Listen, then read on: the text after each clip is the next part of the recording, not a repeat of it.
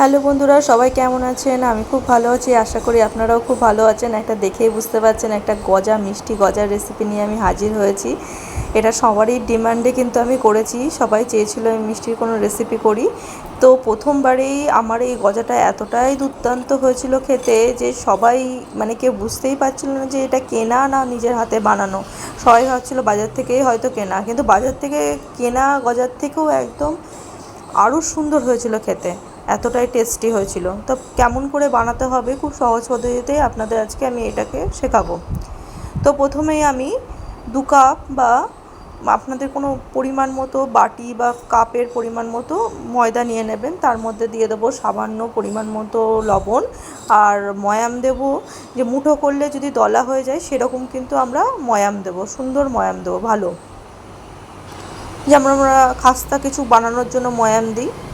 ময়দাটা দলা করলে যদি ভেঙে না যায় তাহলে ভাববেন যে ময়াম কিন্তু হয়ে গেছে। এবার অল্প অল্প করে জল দিয়ে আমরা একটা খুব শক্তও না আর খুব নরমও না, এরকম একটা ডো কিন্তু তৈরি করে নেব।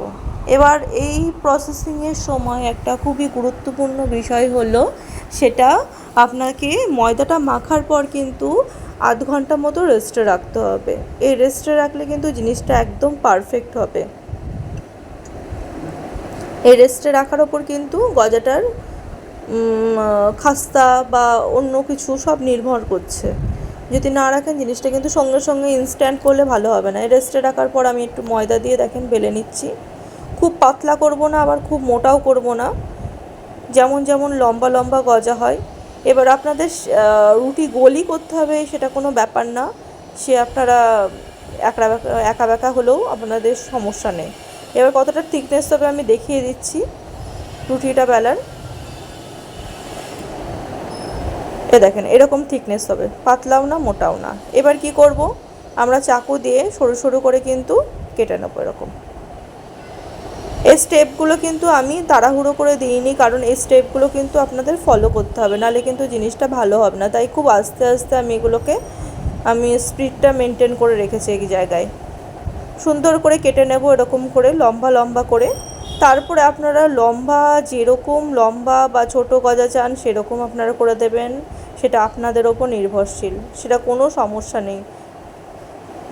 লম্বা করলেও করতে পারেন, ছোট করলেও করতে পারেন, শেপটা কোনো মেনটেনই করে না, সেটা আপনাদের টেস্টটা মেনটেন করে এখানে। এরকম ছোটো ছোটো পিস করে আমি একটু গোল গোল করে নেব, এরকম করে সবগুলো করে নেব টুকরো টুকরো করে। আমার একটু ছোটো বড় হয়েছে তো সমস্যা কিছু নেই, এরকম গোল করে আমি সব কিছু আলাদা আলাদা করে নেব।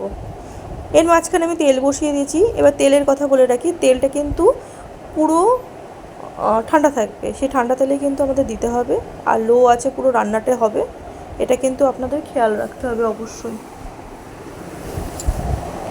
আর এই ভাজার সময় কিন্তু খুবই ধৈর্য ধরে এটাকে ভাজতে হবে, সেটা কিন্তু আপনাদের খেয়াল রাখতে হবে।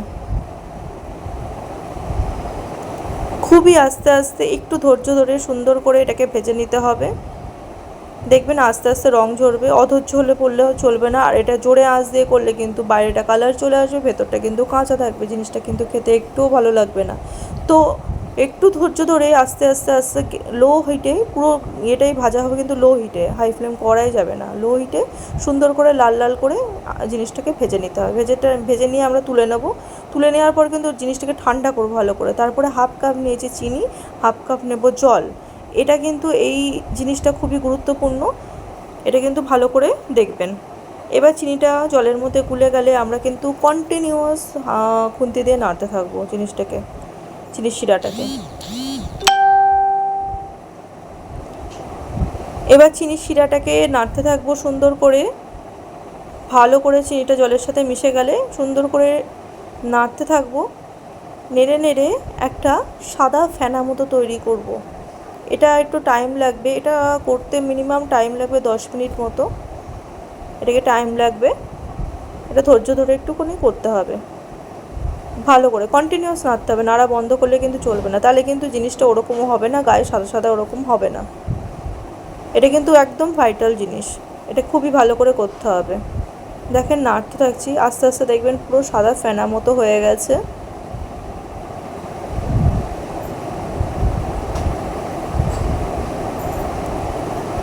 ভালো করে নাড়বো।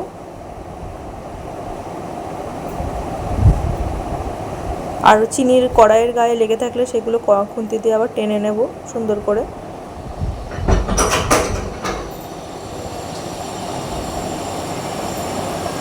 ভালো করে নেড়ে দেখেন এখনও কিন্তু হয়নি,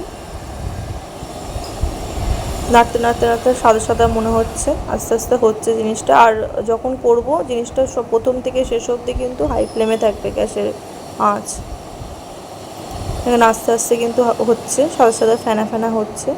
এবার কোন পর্যায়ে দিতে হবে সেটা কিন্তু আপনারা ভালো করে লক্ষ্য করবেন। এই সুন্দর করে নাড়তে নাড়তে দেখেন সাদা সাদা ফেনা কিন্তু আস্তে আস্তে তৈরি হচ্ছে।